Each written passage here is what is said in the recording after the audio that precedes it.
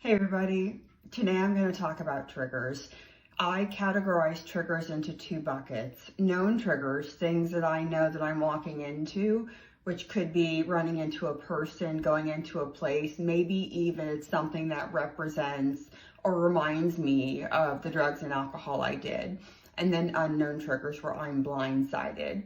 So with the known triggers, there's experiences that I had at the very beginning where I had to remove myself entirely from that situation. I had a dear friend who had a birthday my first year, and she's not an alcoholic, nor are her friends. And so they were going to go to a wine bar and have dinner and have a glass of wine.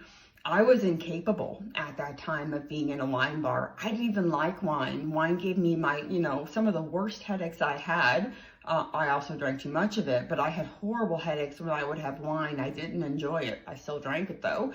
And I wasn't capable of going to her birthday party. And I let her know. If I need to participate in a known trigger, I talk to another alcoholic. I pray beforehand for God to keep me clean and sober.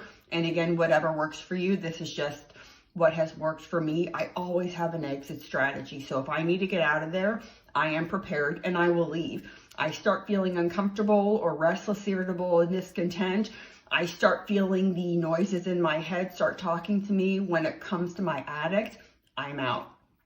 So let's talk about unknown triggers. These are ones that blindside me and I cannot mentally prepare for.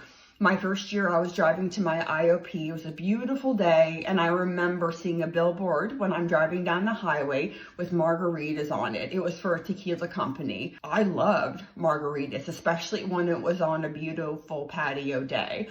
And so that noise in my head started to grow, and I had to call and talk to another alcoholic. My secrets will keep me sick.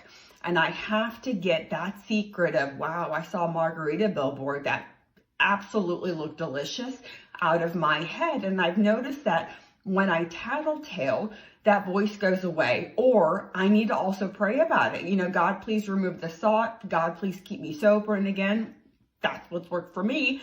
But I need to do recovery actions when I get blindsided. So even though I've been sober for 13 years, I don't have triggers as much anymore. They're very, very rare. Very, very rare, thankfully. But I've lived in the middle of recovery. I've done everything that's been suggested of me.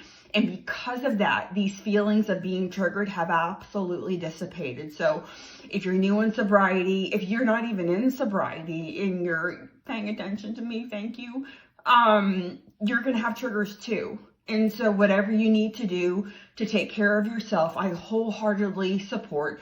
And these are just my tips and tricks if you're one of me. So thanks.